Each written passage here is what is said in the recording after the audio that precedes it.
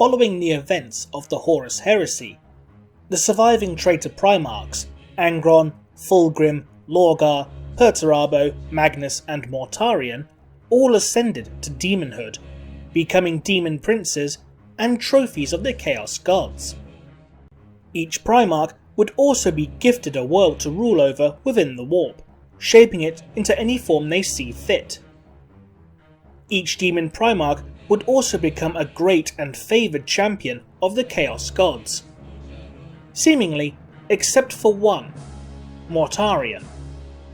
While Angron, Magnus and Fulgrim enjoy a relatively high position amongst their patron god's followers, Mortarion, despite being a Demon Primarch and seemingly high upon the figurative Nurglish totem pole, is still held in lesser esteem by the Plague God than the Great Unclean One, Kugath, or Mortarion's former first captain, Typhus.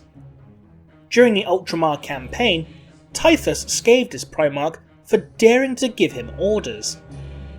While he was willing to work alongside Mortarion and Kugath, Typhus explained that he was closer to Nurgle than Mortarion would ever be, presumably because it was Typhus who had brought the Death Guard into Nurgle's fold. This relationship between Primarch and Captain is different from that seen in the other traitor legions. For example, Lucius the Eternal of the Emperor's Children Traitor Legion and Chaos Champion of Slaanesh is described specifically as being Fulgrim's champion, meaning that he still holds his Primarch in high esteem and will obey his every command. If any of the Demon Primarchs were to, theoretically, try and break away from the embrace of the ruinous powers by attempting to defect, it would surely be Mortarion, and this is notably possible for a number of reasons. Firstly, despite having supposedly ascended to demonhood, Mortarion has changed relatively little during his apotheosis. Each of the Demon Primarchs, upon their ascension to demonhood, was granted a new form as a sign of favour from the Chaos Gods. Angron, the Demon Primarch of Khorne, was granted a form reminiscent of a gigantic bloodthirsty greater demon. Fulgrim was granted a multi-limbed serpentine form, identical to the ancient Slaanesh worshipping Xenos known as the Lair. Even Magnus the Red was granted a new body by Tzeentch, gifting him with large avian wings, horns and a tail, as well as taloned hands and feet. As stated before, Mortarion's appearance has changed surprisingly little for his status and time in the warp. Aside from his diaphanous wings and the breathing apparatus merging with the flesh of his face, his appearance is more or less identical to how he looked during the time of the Horus Heresy, clad in power armour and wielding his signature weapons, the power scythe Silence and the Archaeotech pistol Lantern. Mortarion also shows surprisingly little corruption, considering that he is a demon of Nurgle, the god of pestilence and decay. Generally, most followers of Nurgle tend to grow bloated with disease, their armour unable to contain their disgusting new appearance. They are always rotting, with their internal organs hanging out from gaps within their armour, while maggots and flies feed upon the filth and putrefaction. Followers of Nurgle also show corruption not only in flesh, but in steel as well. Their weapons and armour become caked in grime and rust, and once again however, Mortarion is the exception. In fact, the novel Dark Imperium makes it clear that his melee weapon, Silence, is clean and pure, free of corruption and decay, an apparent contradiction for a demon prince of Nurgle. In addition, Mortarion never lost his hatred and disgust for warpcraft. Going back to the novel Dark Imperium, it details that when Mortarion ascends the decks of his flagship, the Endurance, he is sickened as to how much it changed over the millennia, covered in fungal growths trailing mycelia everywhere, and fleshy pustules growing from the ship's walls, seeping thick pus-like fluids onto the deck. From what we can gather, it seems that Mortarion is a reluctant champion of Nurgle, growing more and more disillusioned to his cause of following the ruinous powers. So could Mortarion ever return to the light, to fight alongside the Imperium once more, or at least go rogue? This purely depends on if Mortarion is truly a demon prince or just mutated to have wings. At first glance, it would seem that Mortarion is just heavily mutated rather than a full-blown demon prince. When you take into consideration Lorgar's demon form, however, which is simply a larger version of Lorgar with a crown of horns sprouting from his skull, this isn't necessarily a factor into whether someone is truly a demon or not. However, we know Mortarion had indeed truly ascended to demonhood, thanks to the events of the story Mortarion's Heart.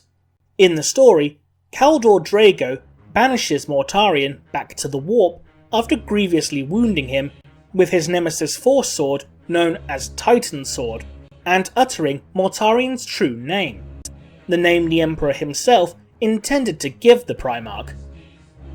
Ultimately, it seems that Mortarion is forever bound to the Plague God, due in part to the nature of demonhood.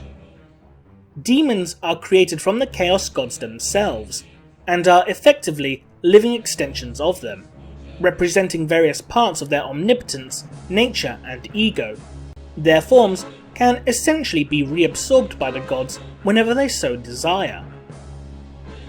Demons also do not necessarily bear free will. The Demon Prince of Chaos Undivided, Be'lakor, believes himself to have free will, but is unknowingly being manipulated by each of the Chaos Gods as a pawn in their great game. Now, it's unknown whether this is true of all Demon Princes, or just Demon Princes of Chaos Undivided, or even if this was just a special case for Be'lakor himself. Because of these factors, it seems likely that Mortarion could not break the chains that bind him to Nurgle, for his soul seemingly belongs to the Lord of Decay forever. Or does it? Even if Mortarion's soul is forever bound to Nurgle, it is theoretically possible for his body to somehow revert to a previous form.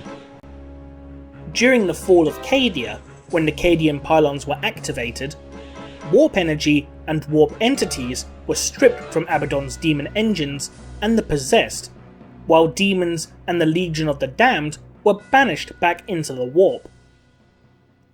Yet one single being remained, Saint Celestine.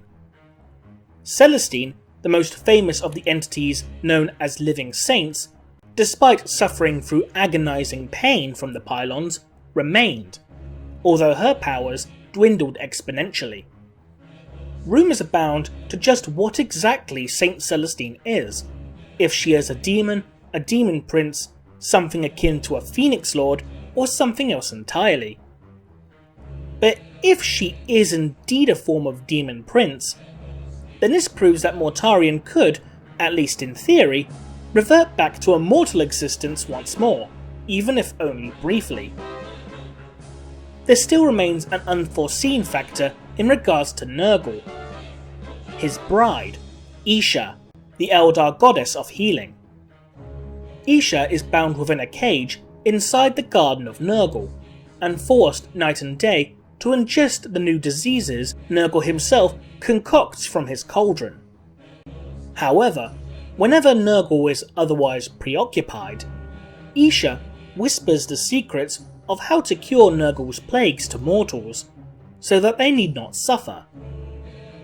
As Ayesha is able to cure literally any form of corruption, could she somehow cure Mortarion of his demonhood? It's certainly a distinct possibility. However, the question remains of whether or not Mortarion himself would ask to be cured, or if Ayesha would even agree to such an action. Not to mention the ever-present threat of being caught by the Plague God himself during all of this. Nonetheless, it's still an interesting possibility to consider. Do you think Mortarion could ever be redeemed? Leave a comment below, and thanks for watching.